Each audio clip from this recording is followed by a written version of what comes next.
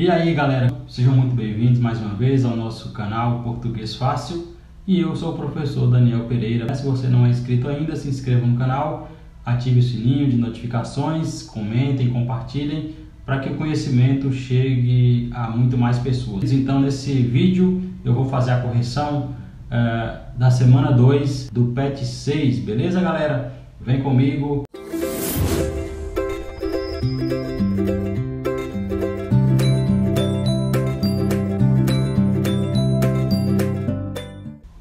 Gente, olha só, nós temos aqui um assunto que foi muito cobrado nessa atividade da semana 2, que é a questão dos pronomes. Bacana? A gente já viu um tipo de pronome no PET 5, que era o pronome relativo, certo? E nesse PET 6, ele estendeu um pouco mais esse leque de pronomes, e a gente vai ver um pouquinho mais aqui sobre os pronomes pessoais, né? Os pronomes possessivos, os pronomes demonstrativos, né? E um pouco também ainda dos pronomes relativos.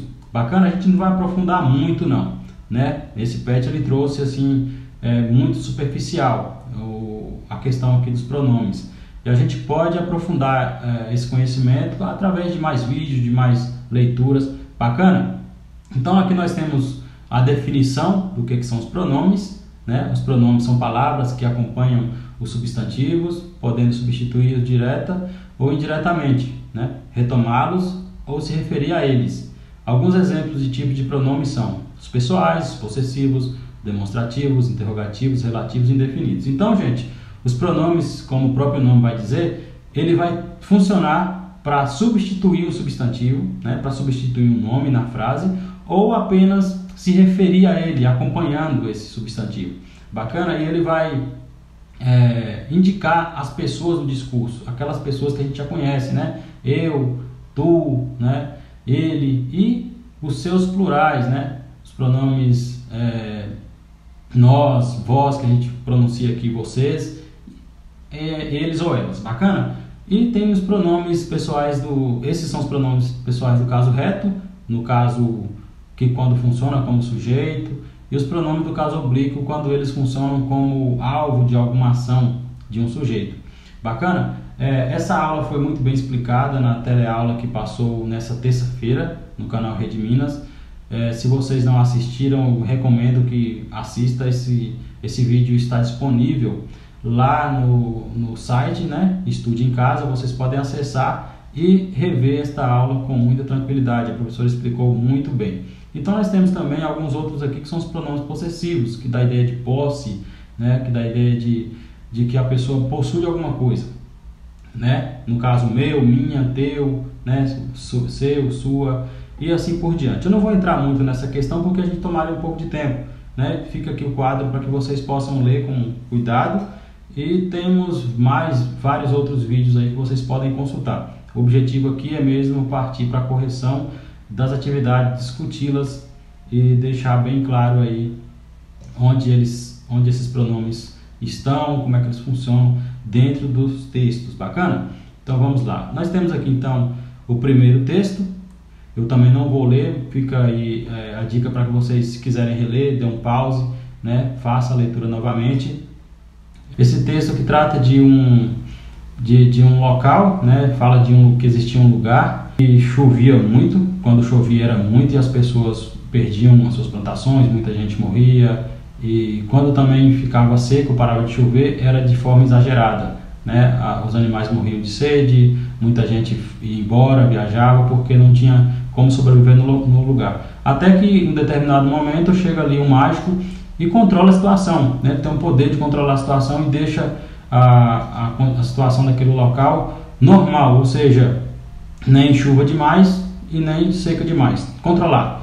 E a partir desse momento as pessoas começam a também reclamar. Não era monótono como agora, né? Agora as coisas ficaram boas demais, eles não sabem como fazer, tem tempo demais e não sabem como utilizar. E eles viviam uma correria e parece que eles sentem saudade daquele tempo em que eles viviam ali naqueles altos e baixos. Beleza? Mas o texto, infelizmente, as questões não são voltadas para esse tipo de questionamento, né? O questionamento que eu deixo aqui do texto é principalmente sobre a condição nossa, né, seres humanos, que parece que nunca estamos felizes com nada, né? Nem quando as coisas ficam boas a gente se sente feliz, se sente bem. Está sempre procurando algum motivo, alguma coisa, né, para colocar um defeito. Então esse aqui é um questionamento que fica, uma reflexão sobre a nossa falta de gratidão. Bacana, mas a gente vai para as questões aqui. Olha só, observe os trechos abaixo e diga a qual elemento do texto ou a quem se refere cada um dos pronomes destacados.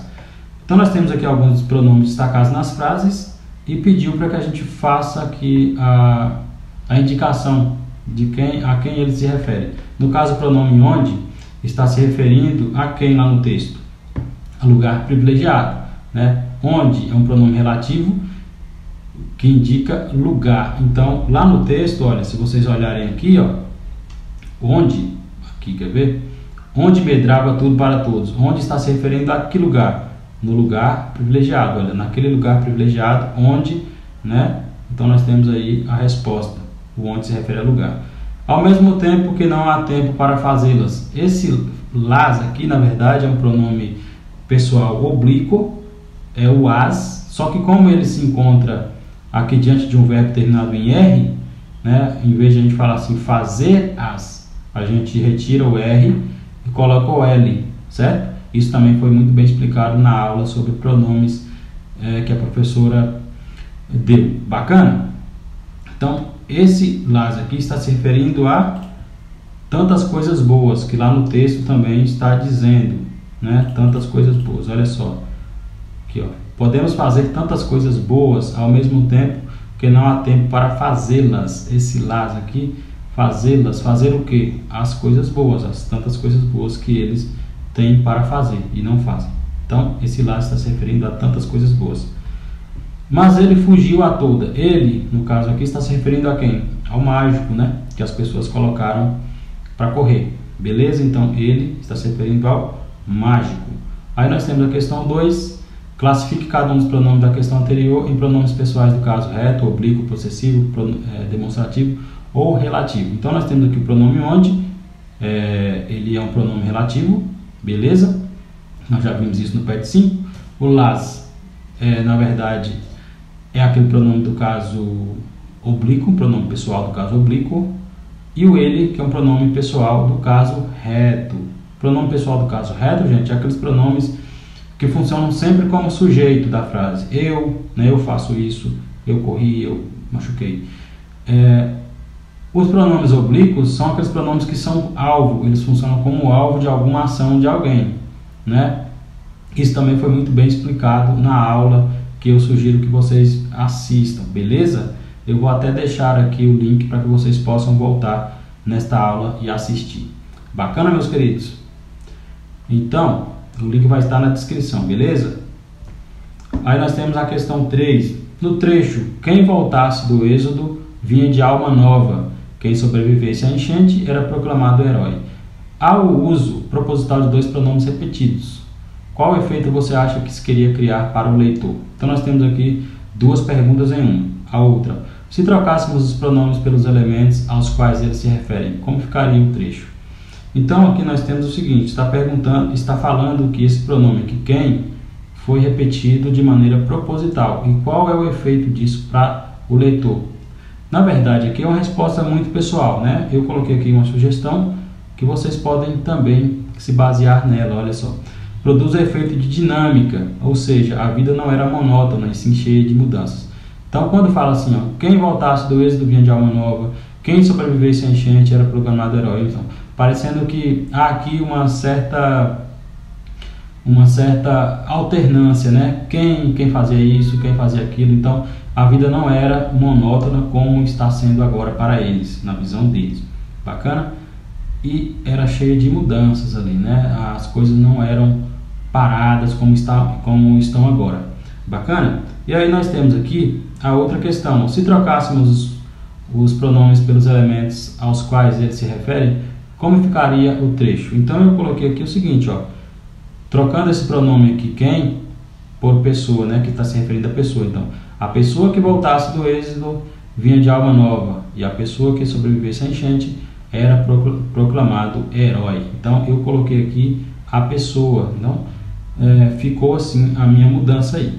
Aí nós temos aqui a atividade 2, leia o texto a seguir e responda as questões. Da mesma forma, não vou fazer a leitura desse texto e vocês podem pausar aí a imagem para fazer a leitura de novo, mas vamos seguir aqui já para as questões. Olha só, retire do texto lido todos os pronomes presentes e transcreva-os abaixo.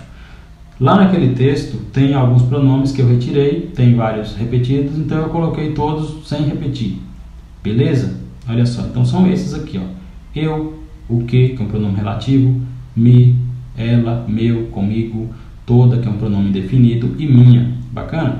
E a questão 2, agora separe de acordo com a tabela. Então a gente vai separar esses pronomes aqui, ó. Pronome pessoal do caso reto, eu e ela. Do caso oblíquo, me, comigo. Pronome possessivo, né, da ideia de posse, meu e minha. Aí, como não havia outro quadro, eu deixei aqui a classificação para esse aqui, ó.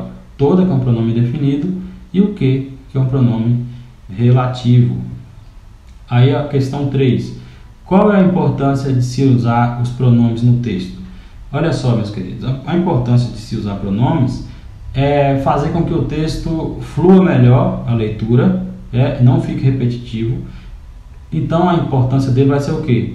Evitar a repetição de palavras, né? Fazendo com que a leitura não fique cansativa. Então o pronome ele vai substituir o nome.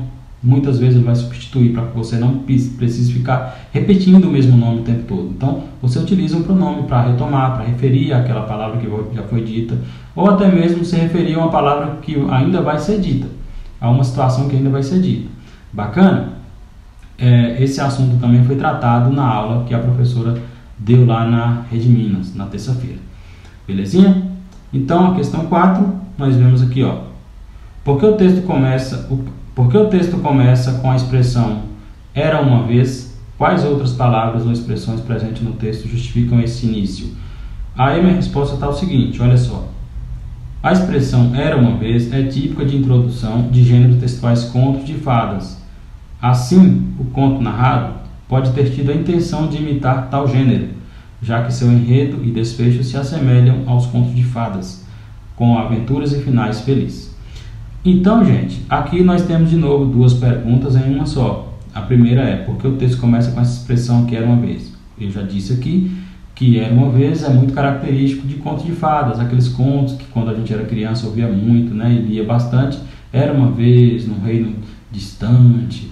Então, esse é muito típico de contos de fadas, né? Aqueles textos que contêm príncipes, princesas, rainhas, reis, cavaleiros, damas, né? E assim por diante. Então, eu coloquei aqui que a intenção desse autor pode ter sido buscar fazer com que a história dele se assemelhasse, né, com os contos de fadas, até porque vocês perceberam que nesse conto aqui tem aventuras, né? Alguém que se apaixonou por uma pessoa que ele chamava de princesa, ele encontrou ali estratégias de conquistá-la, né? Que foi utilizando uma linguagem de símbolos, né? Eles se comunicavam através das formas. Esse texto aqui ele se assemelha muito, aí no final ele tem um final feliz, né? Depois de lutar, depois de enfrentar uma fera que eu acredito que seria o pai da moça, né? E eles estão felizes agora, e tudo indica que viveram felizes para sempre, né? Assim como nos contos de fadas. Então, essa pode ter sido a intenção do autor. E aqui, ó, quais as outras palavras e expressões presentes no texto justificam esse início? As palavras princesa, bilhetes, né? Que era a forma como ele queria se comunicar, fera, né? Rainha. Então, todas essas palavras são típicas de gêneros textuais, contos de fadas. Bacana? E a atividade 3, que é o nosso último texto, nós temos aqui um texto falando sobre uma cidade do estado de Pernambuco, que diz que ela é o berço da nacionalidade brasileira. Não vou ler novamente o texto e faça como eu já falei nos outros textos, né? Dê um pause e faça a leitura novamente. Então vamos lá. Observe os trechos abaixo e diga a que ideia cada um dos advérbios destacados remete. Então, os advérbios, meus queridos, não tivemos uma aula específica para isso, porque pressupõe-se que vocês já viram isso lá no 8º ano, no 7º ano, aliás, que é quando a gente trabalha com aquelas palavras que dão ideia de circunstância de alguma coisa, o modo como uma ação ocorre, a forma, como a quantidade, a intensidade de uma ação, né? Então essas palavras são chamadas advérbios, os advérbios de intensidade, os advérbios de negação, os advérbios de afirmação, de certeza, tudo aquilo que nós vimos lá no 7º ano. Então, apesar de não ter tratado disso nesse PET, eles cobraram aqui, certo? Então vamos lá, olha só. A letra A. Ipojuca é uma das cidades mais antigas de Pernambuco. Então esse mais aqui, ele está trazendo para nós a ideia de que o mais de intensidade, né? Ou seja, muito, né? Mais, traz essa ideia de intensidade. A outra, até a presente data não foi descoberto nenhum documento anterior da ideia de quê? De tempo, né? Onde é mencionada pela primeira vez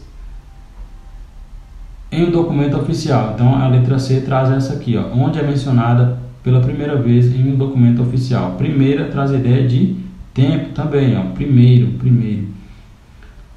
Sempre, né? Ipojuca sempre foi um dos polos da produção açucareira em Pernambuco. Sempre também é uma palavra que remete a quê? A tempo, né?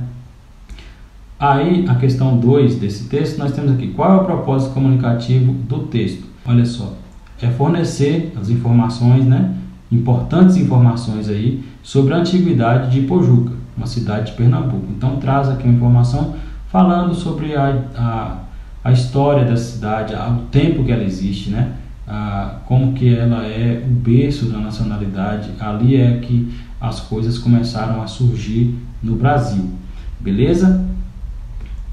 A3. Caberia iniciar esse texto com a expressão era uma vez? Explique.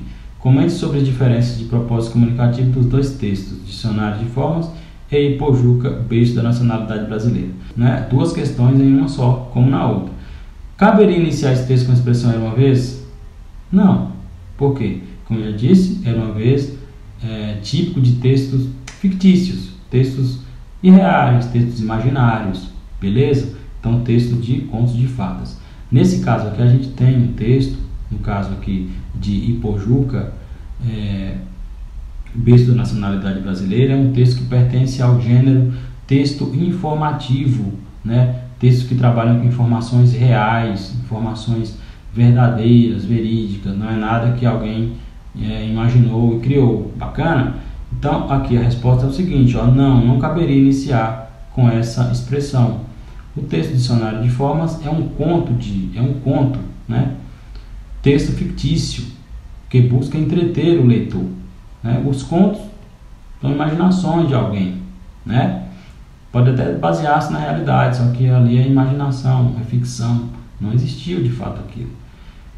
Já o texto Ipojuca, berço da nacionalidade brasileira, pertence ao gênero texto informativo e busca informar o leitor, aliás, acerca de um assunto real. Então, quando o texto é real, não cabe esse tipo de expressão. Bacana?